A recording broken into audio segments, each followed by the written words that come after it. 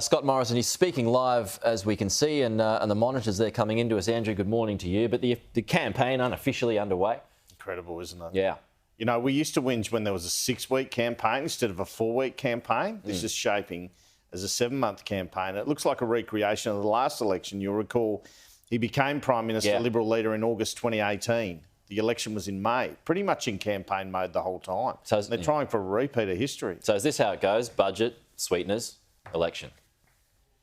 Yeah, no, but what about before the budget? I mean, presumably the borders open and he starts touring around in the meantime, you know, but does it mean 7 months campaigning over governing? Hopefully we get a month off at Christmas. I know we're taking a month off. So he's doing a mini campaign now, Christmas, more campaigning, budget in April, May election. Yeah, that makes sense. Trying to wear the other guy down. It makes sense, and we'll get to that in a sec. But what are the pitfalls in that approach?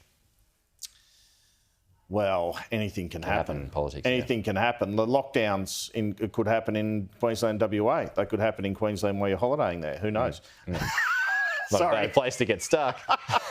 Well, that's true. That is true. But I'm just saying, like, when those states open up, how are they going to react to cases?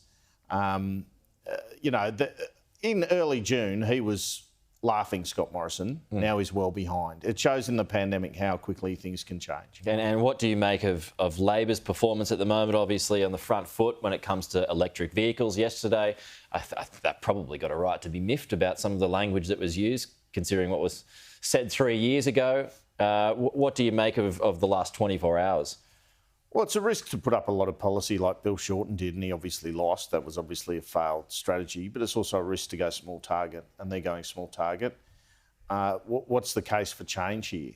Well, the case for change seems to be that Scott Morrison's disapproval rating is a whopping 50%, and a lot of that's related to, I don't hold a hose and it's not a race.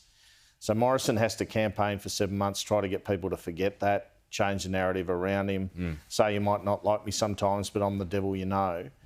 But Albanese, I still think, has to create, while having a reasonable negative campaign, has to create a case for change. And I don't really see where that's going to come from. I don't see anything of substance from the Labor side yet. And I'm not sure that the stoush with the submarines really resonates out in voterland. That's my take anyway. No. Do you believe that in your view, from the people you're speaking to, the public, I mean, that's having any effect? The whole liar, branding him a liar. Well, my 11-year-old daughter said, "Why is the French president having such a tantrum over submarines?" And I think that's broadly reflected in the public mood on it. But trust that's going to be a key plank of Labor's approach. Isn't the other aspect to it is trust. Is this guy a BS artist? Yeah. And you know, does that really matter? Because all politicians are, aren't they? Is the view. So I think there are similarities to the 2004 election. John Howard was under immense pressure over children overboard, appeared very much he'd lied over that,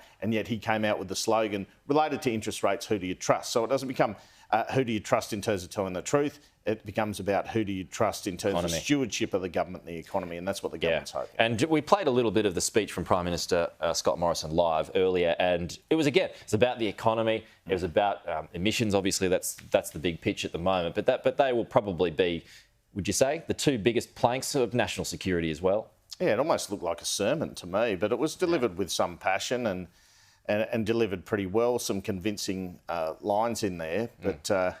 Yeah, I mean, he's a man in search of a scare campaign, Scott Morrison. Yeah, and is that why Labor doesn't want to go too big? Because it can be vulnerable to a scare campaign again. Well, I mean, I'll just make that point again. He's a man in search of a scare campaign. Where is the scare campaign? Yeah, but the interesting thing is, and I mean, I was talking to Albanese about this as well, the pitch from Bill Shorten in 2019 is now the pitch from the USA. It's now the pitch from New South Wales. It's, at the very least, what's going on in the UK. So it's got a lot of support worldwide. Wonder if you wouldn't go it again. Obviously, it's because they'd become the victim of another scare campaign and potentially lose the election because of that. Sure, but the Democrats are in the US, but I'd take your point in relation to the UK and New South Wales. Yeah. But I still think that was just one component of it. Franking credits was massive in that election, as was negative gearing, but more franking credits. They just had so many pieces. Maybe you could have got away with one of those policies.